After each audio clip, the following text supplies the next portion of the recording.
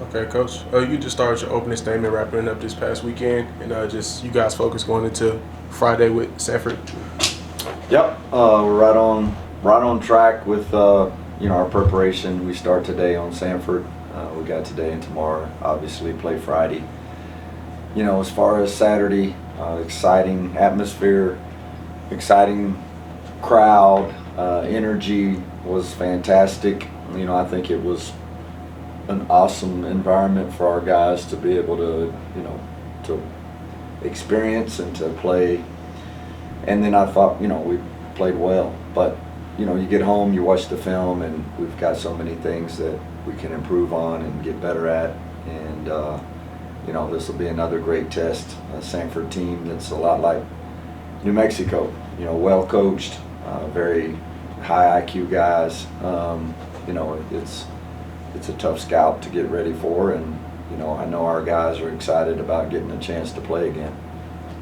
Just what are some of those things that you guys want to improve on from the New Mexico showing? Yep, I think there's things defensively that like transition defense. We're still trying to learn and trying to get back and have different matchups. Defensive rebounding.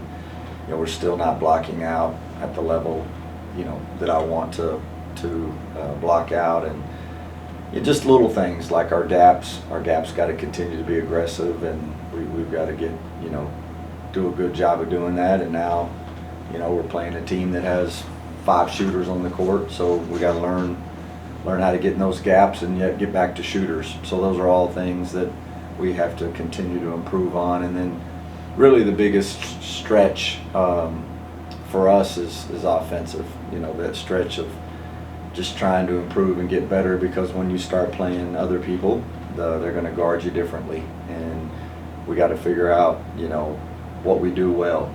I think right now we're a little in between how we want to play. We want to play fast as we can, but we also we got to try to find the right fit for these guys that we have on this team this year.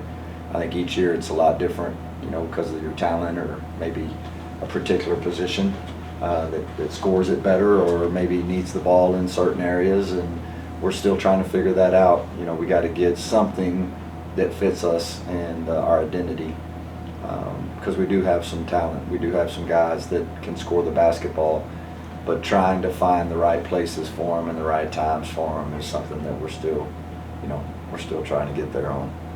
How much closer do you feel like you guys have gotten to the identity of what you guys want to be since Saturday, or since these past few practices? Yeah, I don't know. I mean, you only played 3 games. It's hard to say. I mean, again, I think in this time, in this day and age, with 11 new players, if you had some guys returning, 5 or 6, 4 or 5, you could probably have a little better sense of your identity right now. But when you have a whole brand new team, you're just still learning. You're learning each other, learning, how you want to play, and I don't think we're there yet. We're still trying to figure those things out. The starting 5 of Jamel, Anthony, Julius, Gabe, and Nasir, is that a lineup that you're starting to like a lot, or do you feel like there's going to be tweaks to that going forward? I think it's like anything else. I think it's just hard to tell right now. I mean, we've only played 3 games. That's the lineup that we've felt comfortable with thus far, and I think as long as you continue to win, you'll probably stick with that lineup, and as long as things look like they look, you stick with that lineup. But we tell our guys all the time, those are interchangeable, and it really right now, starting lineups are really overrated. It's if you look at our starting lineup, there's probably a couple of guys that were in it that didn't play as many minutes as the guys that were coming off the bench. So, I think as a coach, you go with your gut when guys are playing well, and the different lineups that you have in the game at different points in the game is usually what you do. Elijah didn't start the game, but he finished it.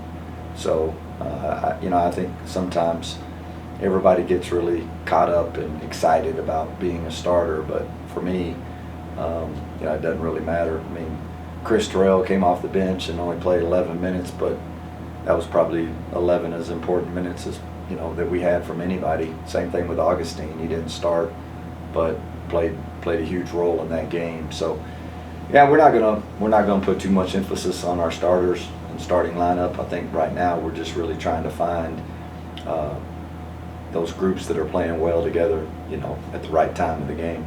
What have you guys seen from Stanford or seen on scouting reports of Stanford that you feel like can pose the biggest challenge on Friday? Oh, well, I mean, there's a lot of challenges for sure. I mean, they're just a really smart team. They try to pick you apart. They have a lot of offensive weapons. I think right now they got one of the leading three-point shooters and leading scorers in the country. They're just tough to play against. We're going to have to play our best. We're going to have to play hard and play physical and do all those things that we want to do. Offensively, they have, like New Mexico, they kind of have their own style, which is different, and it's hard to simulate that in practice. You can try hard to get the scout team to kind of cover the way they cover, but it's tough to simulate that. So it'll be a lot different than the style that we play against each other every day. It'll be different, and so yeah, we just luckily we have 2 days to prepare. I know they have a game tonight, but when you play a team like that, they are so disciplined in their style and the way they play that they don't need a lot of time probably to prepare for their opponents, because they do the same thing all the time. And he's a great coach. Obviously won a championship last year at Lipscomb. He's had a lot of success, and I know their guys are high IQ guys, and they'll be prepared and ready to play us on Friday. What do you want to see out of you guys come Friday night? I want to see the same energy, same enthusiasm that we had last Saturday. I think when we can play that way, we can fly around on defense. I do think that's probably going to be our identity on the defensive end, and probably just our team identity. I think we're going to be known for that, and most of my good teams have. They've always been known to be defensive-minded teams that are going to fly around. I think the challenge for me and the challenge for our staff is to just continue to try to find the right mix of offense for these guys, and putting guys in position to be successful. As I said, I think that's going to be the fun part and the challenging part for sure. So, each day we go to practice, we're at a point now where when you start playing games, you got to continue to work on your things, but you also now are working on other people as well. And while that's all happening, you're still trying to find, the right plays and the right fix, the right fit for your personnel. I think one of the biggest things I want to see us improve on is just our flow, whether we play in transition, and once we finish that, just being able to flow into our base offense right now is, it's still just a work in progress. Our bigs and our guards are still not right on the same page. One's doing one thing while the other's doing the other, and that's just going to take a little time. We talked about the crowd on Saturday for UNM, and it was great. It was very electric. What are some things that, of course, winning will keep people coming back and keep people engaged, but what are some things that maybe you guys want to say or try to do in order to keep fans and students coming back and engaged with the program so it can look like that every night? Yeah, I mean, it's a great statement by you. I think, I know in life that people want to know they make a difference, whatever it is you're doing, right? You write for the newspaper, you want to know you're making a difference. Sam and his TV, he wants to know he's making a difference. And I think that's what we, as coaches, staff, our team and our players, what we can tell our fans is how much of a difference they make when they're there. When they're there, it's a different, just different. It's different. I think our guys play differently, and I also think that it's different for our opponents. It's harder for our opponents when, you're out there and you got a whole group of people screaming and yelling, and I just, to me, that's the coolest thing, is like just knowing that you can either purchase a ticket, or for students they get in free, and you show up to a game and you make a huge difference in the Division I college basketball team. That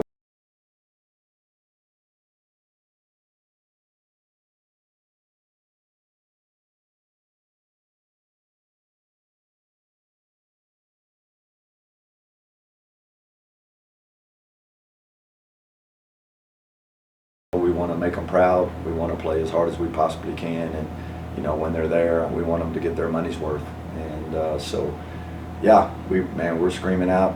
We're reaching out. We're screaming out for help, and would love to have everybody there on Friday night. I think it's going to be a great atmosphere again. I think it's going to be a great college basketball game against two teams that have a chance to be pretty good this year, and both still trying to find themselves.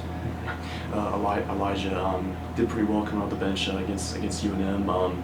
This is his sixth school in as many seasons. He's coming off a big injury. How do you feel like he's recovered from the injury to play well for you guys, and also adapt to your style of play? Yeah, Elijah's obviously very experienced. He's been at a lot of places for sure. Some of those are just tough opportunities, tough breaks. I mean, he started out at a D2 and knew he wanted to be a Division I player, so your next option from there, because at that time when he had started out at a D2, the portal and all that wasn't the way it is now. Now people are recruiting hard from Division II, so that at that point in time it wasn't the case, and he ended up going to a junior college, which most people do or used to do when you were trying to get Division I recruited, and then he ended up at Rio Grande, where his coach lost his job, the next year. So, that was 3 years right there, and one was leaving because he wanted to go D1, the other was a JUCO, which you're going to get D1, and then your coach, gets dismissed, and then, you end up somewhere where you get hurt, and that's tough. So, yeah, Elijah's continuing to get better every day. I think a lot of his is confidence with his knee, just knowing that he's going to be fine. I think that part is behind him. The surgical part's behind him, and now it's just the mental part, just continuing to get a lot of confidence in himself and the knee, and like you said, also getting confidence in our system and how we want to use him. But he's a big game player. I knew the other night after he hit those first two shots that he was probably going to play well. I was just happy with his leadership, because I thought, late in a game like that, it's tough to just gonna want to go get the ball, and he did. He went to get it. He was strong with it. He got fouled, and he went to the free throw line and did what a point guard is supposed to do. So we're very blessed right now. We got 3 point guards that we feel like are pretty good, and I've always wanted. And I've had a lot of years where we've had 3 point guards. I think it's important. There's one of those guys in there that can also play off the ball, and but you got to have 3 point guards on your team. You just never know what's going to happen. Right now we're kind of just playing them by who's playing well, because I don't know if any one of them has separated themselves from the other right now to where you're like, okay, this guy's playing until he's tired. I just think right now we're just kind of, we put Chris T in there, and he always gives us a really good boost. So, he'll be ready when he gets his turn. And like I said, he only played 11 minutes the other night, but they were very impactful minutes. So plus and minus is important to me. Guys that have a plus, a positive impact on the game, I think is always what I look for.